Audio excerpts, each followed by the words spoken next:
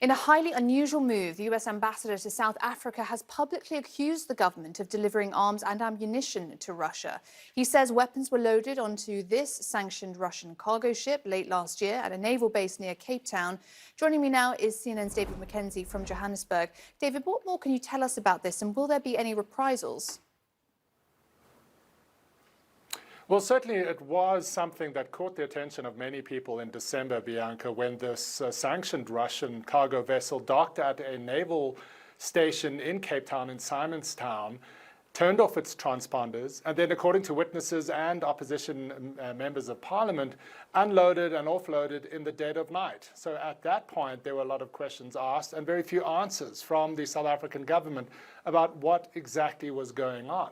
Subsequent to that, you have this bombshell announcement by the US ambassador to local media here in South Africa saying that there were South African dealings with Russia, point blank saying that they placed arms and ammunition on that sanctioned vessel that was bound eventually for Russia. Now, he didn't provide proof of those assertions, and there has been a continued fallout of this statement. The Department of International Relations and Cooperation saying they're bringing the ambassador in for a démarche or a talking to today. There'll be discussions between Secretary Blinken in the US and his counterpart, Naledi Pandor, here in South Africa today. And the question is, why did the Americans make this very public announcement? I think it's based on a long-standing frustration, and it may be the straw that broke the camel's back, of the US saying that while South Africa says it's non-aligned when it comes to Russia's invasion of Ukraine,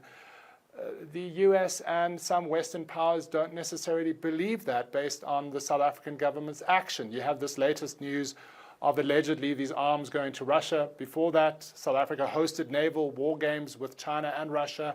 The South Africans have repeatedly abstained from condemning Russia at the UN Secretary General, General Assembly, excuse me. And all of this points to a trend that I think at least Western diplomats feel is showing South Africa is leaning in the Russian direction. What comes next? Well, the South African government says they'll have an inquiry. They haven't denied these accusations. And there is a very important and strategic trade relationship with the US that they'll need to protect if they're looking to the interests of the South African people, at least. Bianca? David McKenzie for us in Johannesburg. Thank you.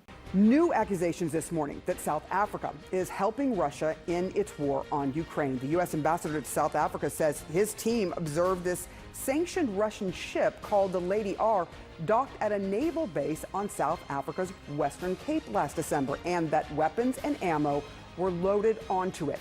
The ambassador says he would bet his life on the accuracy of the allegations. The South African government has now summoned the ambassador over his remarks.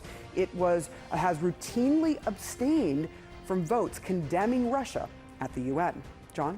So this morning, exclusive new reporting that the Biden administration is looking to third-party nations to help secure the release of two Americans wrongfully detained in Russia, Evan Gershkovich and Paul Whelan. Sources tell CNN the U.S. is turning to its allies because it does not currently have any high-level Russian spies to use as bargaining chips. Just over a year ago, former U.S. Marine Trevor Reed was released in exchange for convicted Russian drug smuggler Konstantin Yaroshenko. And months later, in December, WNBA star Brittany Griner was swapped for Russian arms dealer Victor Bout. CNN's Kylie Atwood is at the State Department this morning. Kylie, it is a new strategy, at least for the last few months, to try to go to other countries. Explain what's going on here.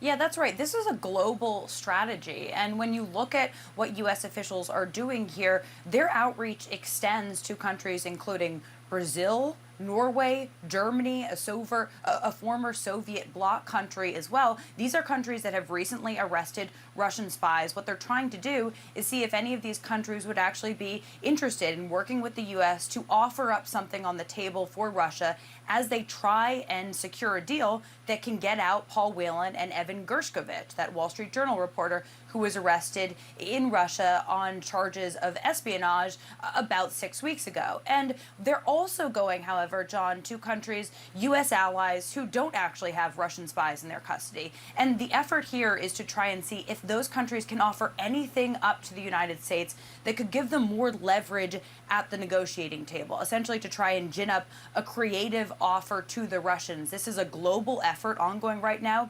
We don't know the exact status of how these conversations with these countries are going. We do know that last year, the U.S. did go to Germany because Vadim Krasikov, he is a Russian intelligence officer who is in German custody right now on charges of murder. They went to him because the Russians actually said that he was someone that they wanted as part of a prisoner swap. Now, that didn't go anywhere, so it doesn't look like Germany is actually playing ball there, but we'll have to see if these other countries engage in a substantive way that allows the United States to offer something on the table to the Russians. And we should note that this strategy has taken root really late last year and has increased in its intensity over the last few months and weeks, of course, after Gershkovich was arrested. But really, it started when the United States was able to get out Brittany Griner, but they weren't able to get out Paul Whelan as part of that prisoner swap late last year. The Russians considering both Gershkovich and Paul Whelan to be spies.